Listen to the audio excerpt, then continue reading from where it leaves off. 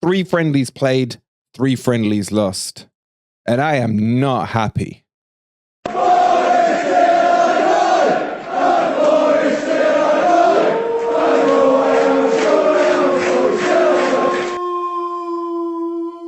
Good morning, good evening, or good night, wherever in the world you are, whatever time of day you're watching this. Hope you're having a wonderful weekend, and welcome to your latest Forest news or semi-analysis news, whatever it is. This one is probably going to be a bit of a rant.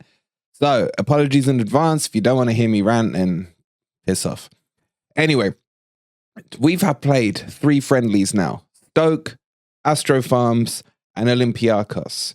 We've played 3. We've lost 3. Now, the result isn't important, okay? Some would argue it is, some would argue it isn't, some would argue it's indifferent.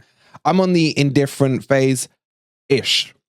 And what I mean by that is, well, really, the question I would pose is, what have we gained from these 3 friendlies? What have we learned about this squad and this manager that we didn't know before the World Cup break? Have we progressed or have we digressed? It's getting annoying.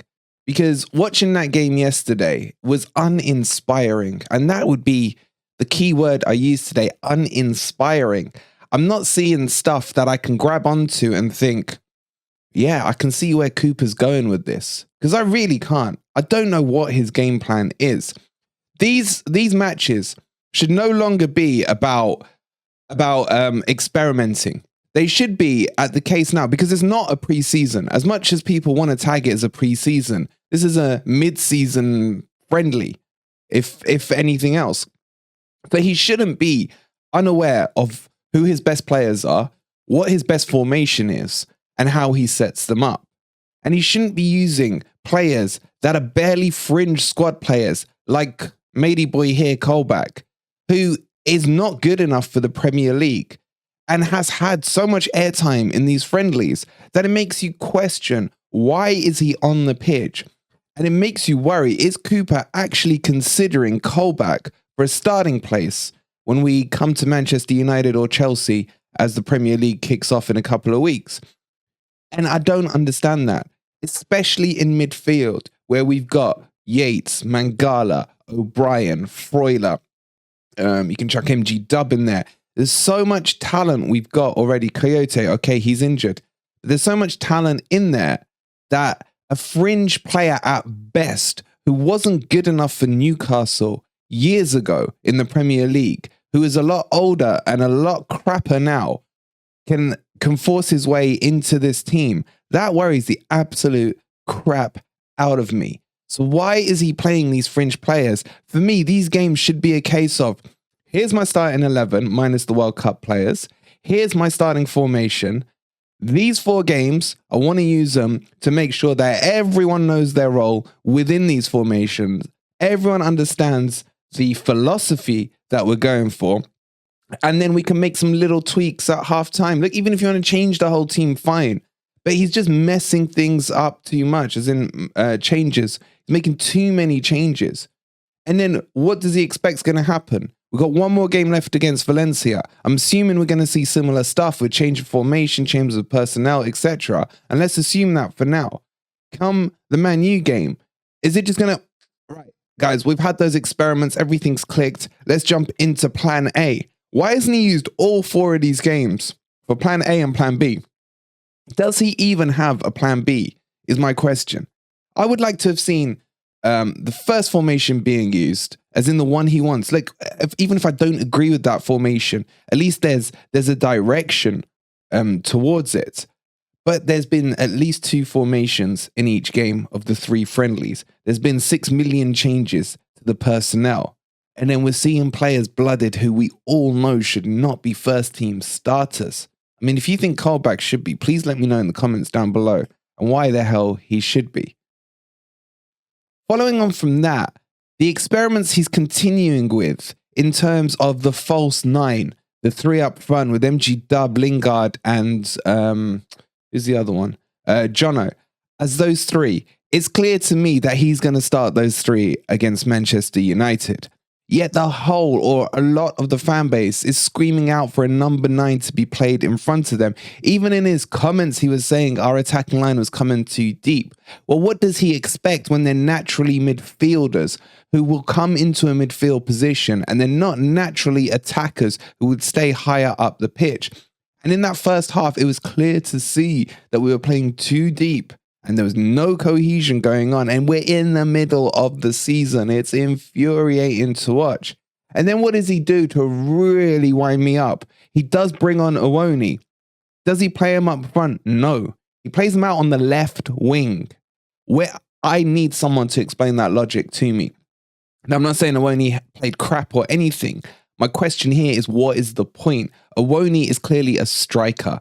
He's an ST, a number 9. He's got the touch of Bambi on ice when it comes to running with the ball or trying to skill someone up. It's not his game to be out on the wing. And I don't understand the point in that experiment. It just doesn't make sense unless he was looking to rest Lingard and then just put Awoniyi there to make up the numbers, so to speak. But how's that going to benefit Awoniyi, who's pretty much our only number 9 apart from Sam Surridge at the moment, unless we're going to go into January and pick someone up? And it just doesn't make sense. How does this benefit us going back into the Premier League with Awoniyi getting time out on the left wing? It just baffles me. It really does. Like, there were a couple of good things to take from yesterday's game against Olympiacos, but you gotta clutch at straws with it, because all 3 performances have been uninspiring. I've not seen any cohesion on the pitch, and so I'm gonna clutch at straws, but I'm not gonna make the mistake I made of the summer, where we saw crap football after crap football in the pre-seasons, and I was sitting there going, well, it's pre-season, no one cares. Pre-season means nothing. Let's just get the fitness up, etc. This isn't the same thing, because these players are not match fit. They've only had a break of 1 or 2 weeks in some instances, and the rest of them have been on the training pitch, have been playing in World Cups, etc. The fitness levels should be a lot sharper than they were in August time and July time, should I say. So for me, if he's treating it exactly as he's treating the summer campaign, then what the hell is going on there as well? But the positives I'd take is 2 things. One, the back 5 that started the game yesterday, for me, is probably our current best back 5, minus obviously Niakate in terms of who's available. He had Henderson in goal, then we had McKenna and Bolly as the middle 2 with Aurier and Lodi either side of him. I would start with that back 5 until Niakate does come back. However, move up the pitch in that first half and you already see him flashing red lights or ginger lights. Cole back in the midfield. What's the point? We've already discussed that. Then the false 9 issue that he's playing. Again, what's the point? Everyone's crying out for a striker in front of him. Play those 3, fine. I can live with that. Just put someone in front of them so they have someone to target. That's the point I'm making.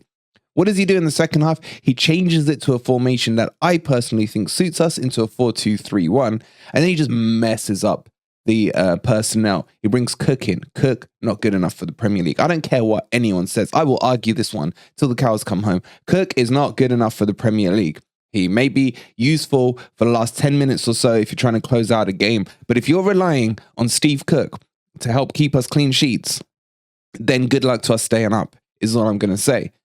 He then does go into the 4-2-3-1, but then we've already discussed the Awoniyi issue.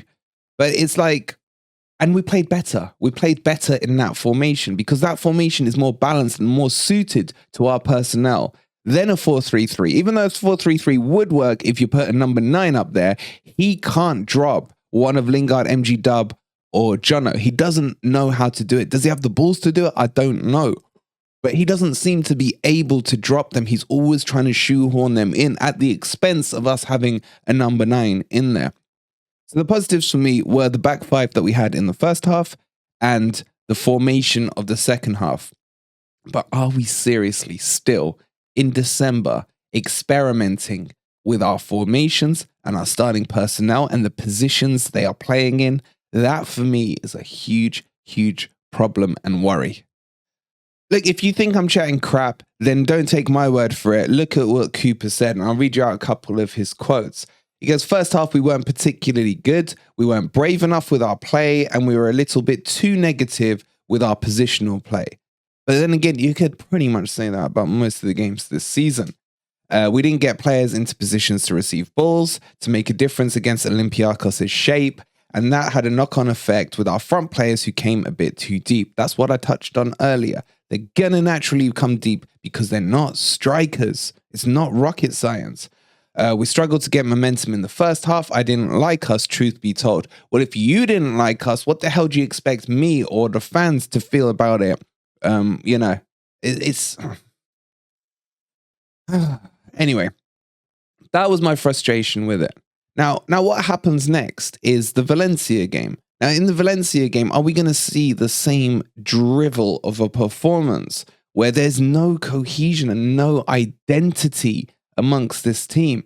And you can say I'm going on and Wolverino's just a friendly and all this, but this is about momentum as well. This is about, if you're going to say it's just a friendly and it's just about getting fitness levels up, then what is the point in having these friendlies and charging us £5 for the pleasure and luxury of watching that crap?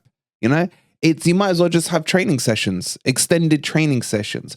These friendlies should be designed for minor tweaks, in my opinion. He should already know from what we've seen previously in the Premier League so far who his starting 15, say not even 11 are, and he should be tweaking around with it, obviously minus the World Cup players who all but Williams and Freuler are back in the squad and participating. So, and Coyote, sorry, who's obviously injured. So with that in mind, why are you bringing fringe crappers like Colback into this is beyond me. It really, really is.